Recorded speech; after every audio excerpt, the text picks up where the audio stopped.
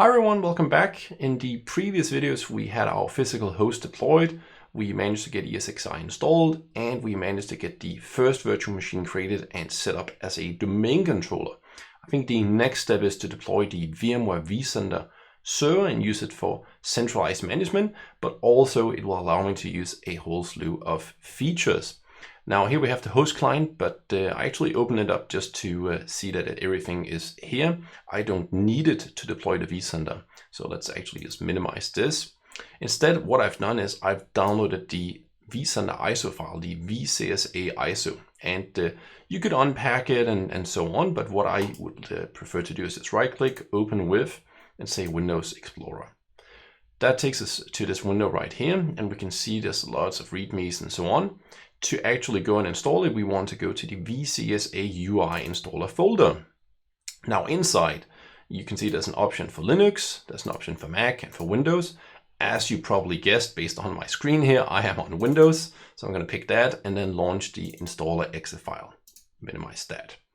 Inside the installer, you can change the language up here if you want to. We can confirm it's vCenter 7.0. So you want your vCenter to be as new or newer than the newest host that you have now. In the lab, everything is the newest version of 7.0, but that's just my lab here. Inside we see install, so install new vCenter. This is literally what we will want to do. If I had an existing one I was looking to upgrade, let's say 6.5 or 6.7, use upgrade. Don't forget to check the documentation to see which versions you can upgrade from and to. Sometimes you have to do like an intermediate upgrade from, let's say, 6.0 to 6.5, and then maybe you can go from 6.5 to 7. Migrate, so this is if I have an existing version, and here it mentions the Windows vCenter, so I'll briefly talk about that. Basically, in the old times, the vCenter could be on a Windows machine, or it could be a Linux appliance. So way back when, it could only be Windows. Nowadays, as of version 7, it is only available as a Linux-based appliance. I don't really have too much to add on this, to be honest. Then we have restore. This is if we're using the built-in backup, then you can use this option to do the restore. What we'll be focusing on is the installation. Aha. So then it talks about a little note up here that the external platform services control deployment has been deprecated, and we could click here to read more. What you need to know right now is that the platform services controller in the old times could be built into the vCenter. That's what we call an embedded deployment, or it could be separated out so that these services that belong to the PSC would be running on a separate virtual machine. This option has been deprecated, so this is actually a good thing. Everything has been simplified. So we have two stages. Step 1 or stage 1 is literally deploy this machine. Minimal configuration options over here. And then stage 2 is the actual configuration, such as what kind of setup do you want and things like that. But we'll go through the whole thing. So let's click next. There's a wonderful end user license agreement. Yeah, I'm clearly a very fast reader, so I'm happy, otherwise I can't continue. Then where do you want to deploy this? So sometimes I see people getting a little bit confused here. This is literally the vCenter as a virtual machine. Where do you want to push it down? Do you want to push it to a host directly, or do you want to push it to a host that's connected to a vCenter? This is not meaning you're installing the vCenter on the vCenter, right? Because the vCenter is just a Linux machine. So what are we going to do here? Well, I'm just going to type the IP address of my physical host. You could also type the DNS name. I could have done that, but this is a little bit quicker. Root as the username, and then my trusty lab password here, and we will use the default port. Next. It seems that it's working. I'm getting a certification error here. Well, that's okay because it's self-signed. Yes. Okay, then comes in the name. Sometimes I see people typing like the host name that they want the vCenter to have. This is clearly not the way to go. This is literally what do you want the inventory name on the host to be for the new virtual machine that will contain the Linux-based vCenter appliance. I just want to call it vCenter 01. Then we have to type a root password because, hey, this machine is running Linux. So like on the host, the sort of master God type account here is called root, and we need to set a password. I'm going to just use the same password across the board here. Okay, we can even see the requirements here. That's okay. Next. Then we get to the deployment size. If this was in a production environment, you hopefully have some sort of idea. How many hosts do you expect to have? How many virtual machines do you expect to have? And things like that. So since this is a lab, I'm going to go with tiny. I don't really anticipate having more than 10 hosts or more than 100 VMs, but you could go with something else if you really plan to go above that. Then we have the storage size here, and again, you could go and adjust this. I'm just going to keep the 2 defaults here. There are some things in the documentation you might want to take a look at here. For example, how many LUNs, logical unit numbers, do you have storage-wise and paths and things like that. So if this was a production environment and you had a lot of storage locations, that might force you to go from, let's say, small to medium or medium to large or something like that. So for production, please make sure that you go and check the documentation here. I'm going with the smallest one because this is literally the home lab. Next. Okay, so where do you want this to live? Now, I just have the one data store right now, so that's literally where I'm going to place this. I'll probably get some more storage later on, but we can always move it around. So since there's only this one option, not so much. If this was a production environment, or if it was your home lab and you had like 3 or more hosts, you could also set up vSAN. Yeah, and a classic problem is that you need a vCenter to set up vSAN. But how do you set up a vCenter on the vSAN if you need the vCenter to set up the vSAN? So that's kind of a catch-22 situation there. So for that very reason, you could have 3 standalone hosts and then use this option here. Now, I just have the 1 physical host, so I'm not going to go down this path. But if you did, for example, 3 Intel Nukes or 3 Mac Minis or something like that, you could go with this option. I'm going to go with this one at the top, and I'll pick this one. And it says fin disk. So we didn't talk so much about disk provisioning and things like that, but fin provisioning basically means it will only use the space that the machine actually consumes. Otherwise, it will fully take all of the space immediately. So why not? This is a lab after all. I don't want it to take up any more space than it has to, so I'm going to enable this. Next. Okay, now we get to the virtual machine aspect here. I didn't do too much work on my host yet, so I just still have the default VM network port group. We'll probably go and rename this later on once we have the vCenter set up and things like that, but this is completely fine. I want to keep it on IP version 4. That's mainly because the data protection software I want to use later on doesn't really support IPv6, so I'll keep it on IPv4. You could go with DHCP or static. That's completely fine. I like static. In your lab, you might go with DHCP. Just sort of realize here that if you go with DHCP, then basically you will want to make sure that you determine the IP address, you get it reserved, and you get all of the DNS records set up. Because of this, I personally prefer static here. You could go and change the network settings later on. So what kind of fully qualified domain name do we want to have here? Well, I'm going to literally call it vCenter1.haslund.lab. And for the IP address, I'm going to call it 192.168.1.31. It's not so important. Subnet mask or prefix length. So I could say 255.255.0, but that's a 24, so I could also just type 24 and it would give me the same setup. Now I'm kind of old school, so I guess I'll type it like this. Default gateway on my home network here is just 1.1 and DNS servers. Interesting. So this depends a little bit on what you want to do. You could, of course, use public DNS, but I might want to actually be able to do these DNS lookups. And as such, I would have to make sure that I actually type in the IP address that we had on our domain controller. So the real question here is, do we remember what the IP address was of that machine? Now, in case you forgot, we could always go back and take a look and see. So let's go back and log in.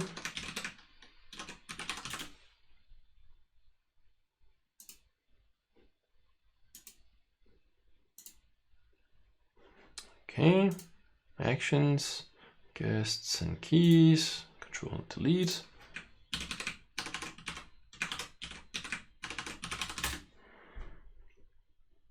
Okay.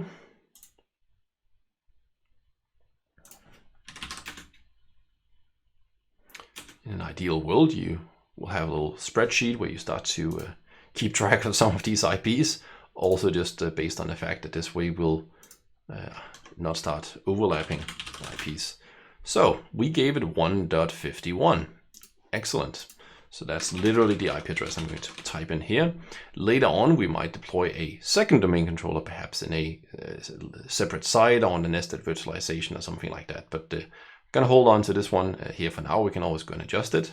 Next, and that actually takes us to the end of stage 1. So I'm gonna click finish, and it's now deploying the whole setup here. This is going to take quite some time. So I'm gonna pause the video and then we'll resume once it's done with this stage. Okay, so stage 1 finished, and you might be prompted with a screen similar to what I have. So what do we see here? Well, it says that it was successfully deployed, but also the installer was unable to connect to the vCenter server management interface. Oh, well, how could that be? Well, probably it's because this DNS name that we told it to use, vCenter01.hasland.lab, is not resolvable by my computer. And why is that? Well, because I didn't set it up to use the DNS server. So I could go here and say 192.1.51, click OK, click OK. And hopefully now we would be able to actually continue to do that.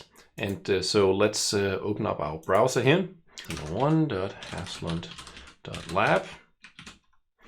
And we could go down and check the port number again. It's at 5480. This is actually the so-called VAMI interface, the vSphere Appliance Management Interface. Advanced, continue.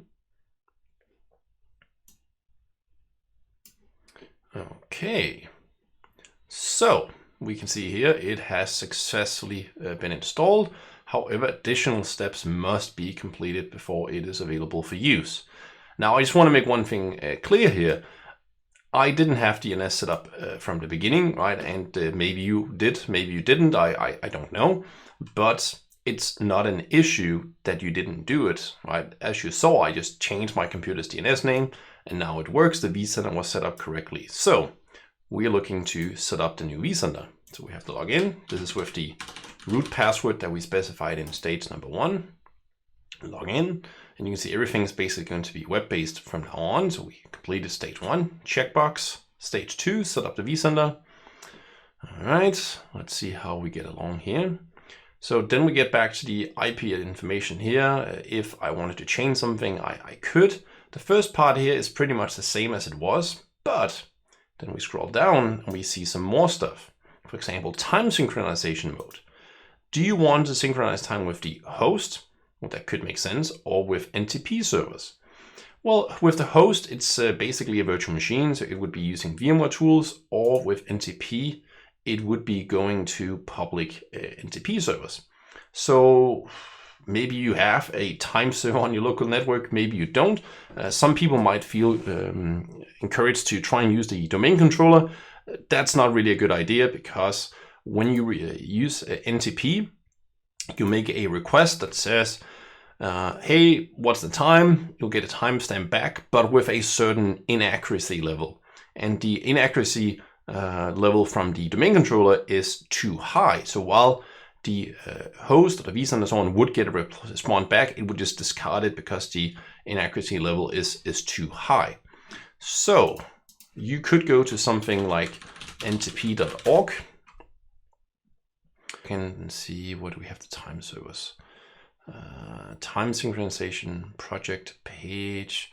No, public time servers list. Here we go. All right.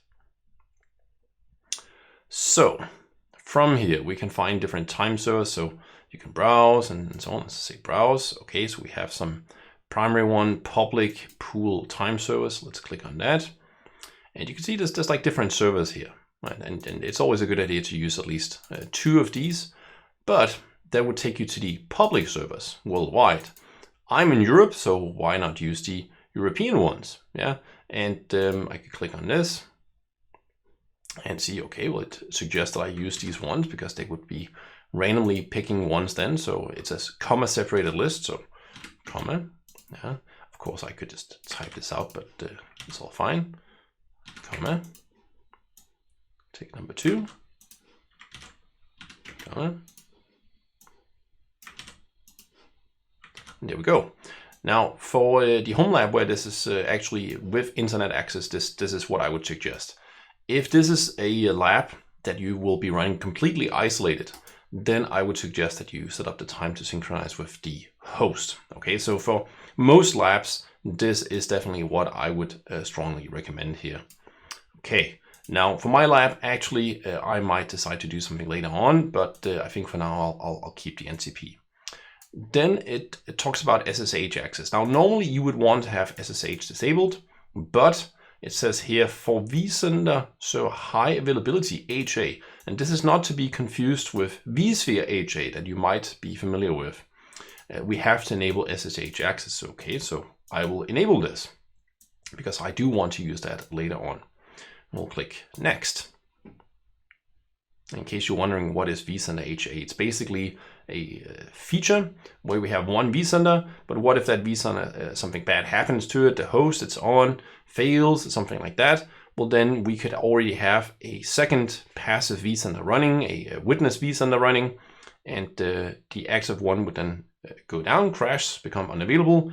The passive one will then become active and take over any connections going to the vCenter. That was just a very high-level explanation.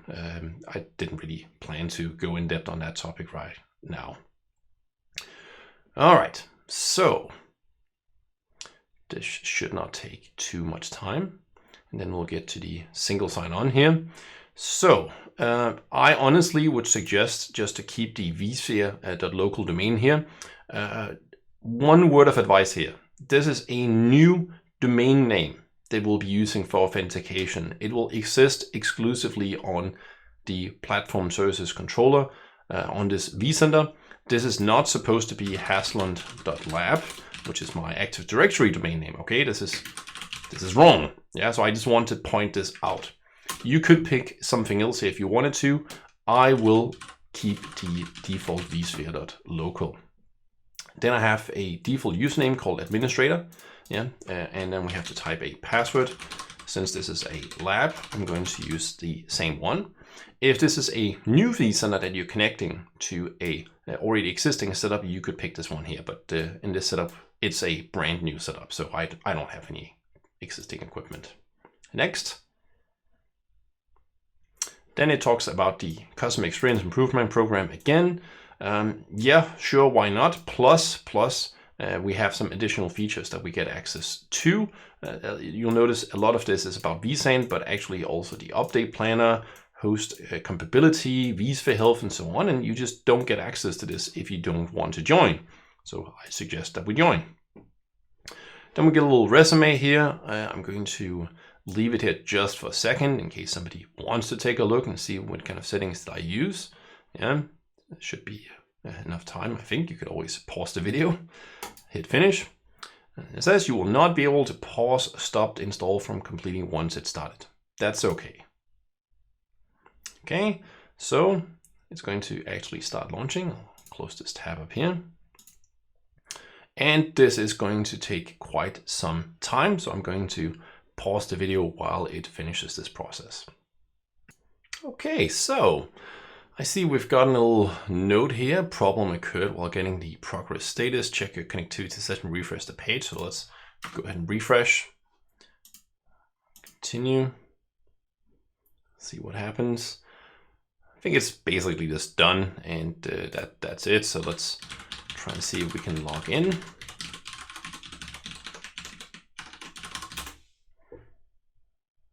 Yep, everything seems good to me. I'll extend the screen just a little bit here to make sure that it's visible. You see all of the services are in good state here. So I think all looks like it's as well. We could even go to update and see. Okay, let's try and see check for updates and see if we can get something. No updates, that makes sense since I literally downloaded the latest possible version. Let's sign out of the VAMI here. So don't forget, the port I was connecting to here was 5480. So if instead we go to the vCenter here directly, yeah, oh, without the port number, there it is. There we go. Then we see we get to the vSphere client here. In the old times, you would also have the web client, but that's not the case now. So /UI will take us to the new web-based vSphere client. And right here, I technically have two options, right? I could log in as root. Let's give that a try. So this is the local administrator. Now you can see it basically says, hey, you used a valid username and password, but I can't log in because I don't have any permissions. Okay, so that makes sense. So what should we be using instead? We should be using the single sign-on administrator. And you remember the default username was administrator.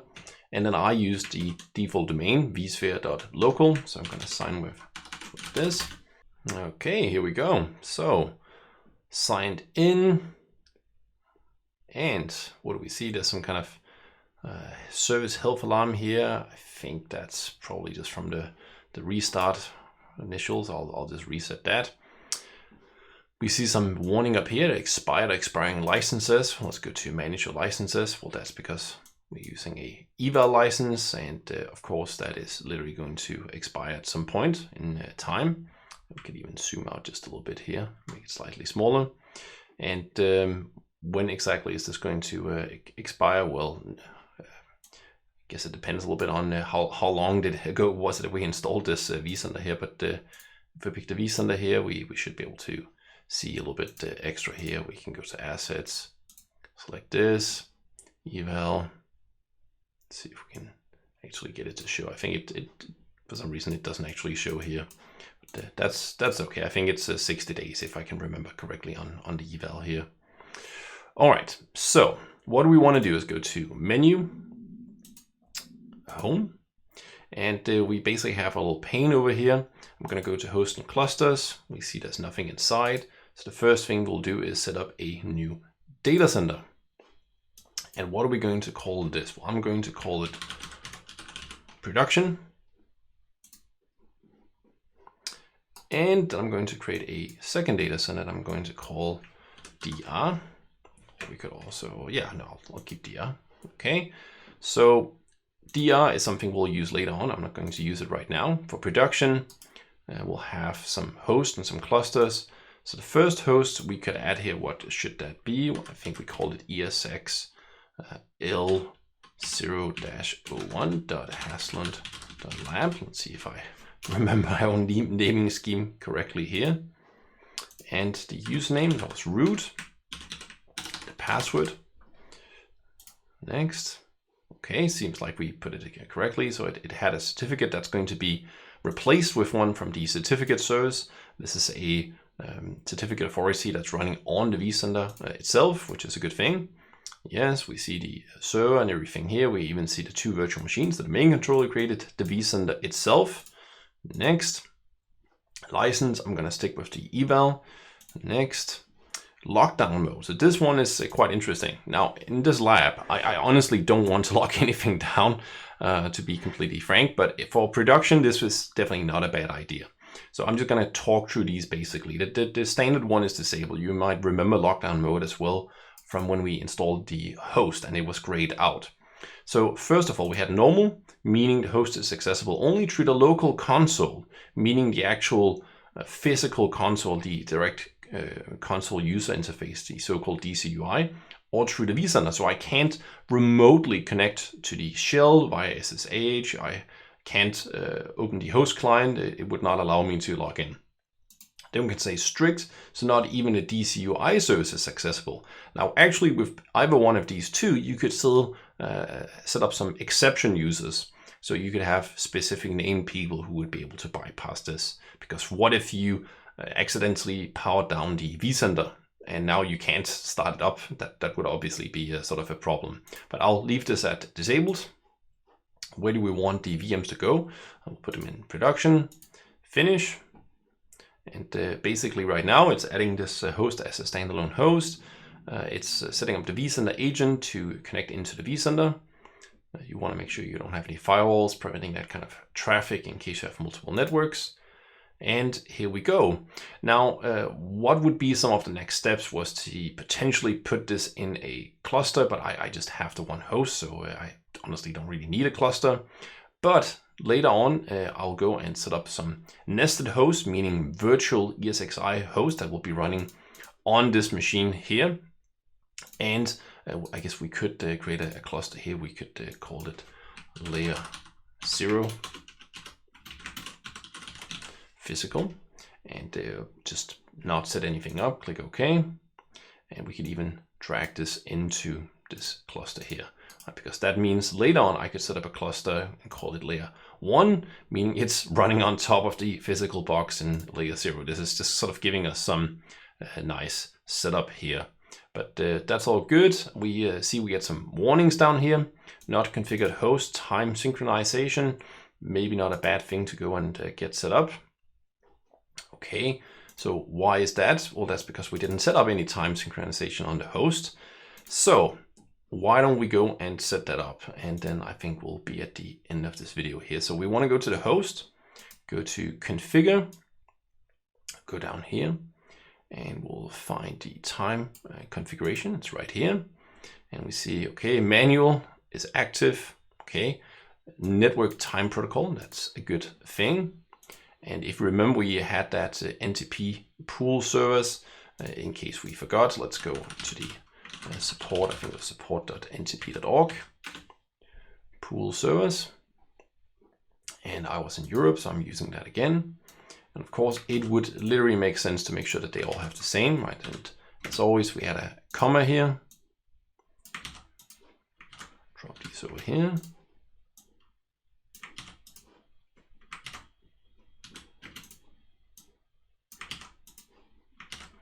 There we go. Now, next thing is, what about the NTP service? The actual service that will do this connection, we see it stopped. Well, I want to make sure that that started up. And then what about the startup of the host? Well, I want to start it with the host. So when the host starts up, it will start this service automatically. Makes sense. Make sure time is always correct. Okay, so let's see here. It should be setting this up. We see the service is getting started. And right now it basically says this is now enabled and manual is inactive because we're using NTP here. Yeah, so time should be good. Let's potentially go back to the cluster here and take a look, and we see this is now all good. I don't have any specific cluster features that I'm using here on this because there's just the one host, and the same over here. So for now, I'm just actually going to say skip quick start. But if this was a real cluster with multiple hosts, I would honestly want to do that. But we'll do that in a later video once we start setting up the nested hosts. So for now, that was the initial setup of the vCenter here, and I hope to see you in the next video.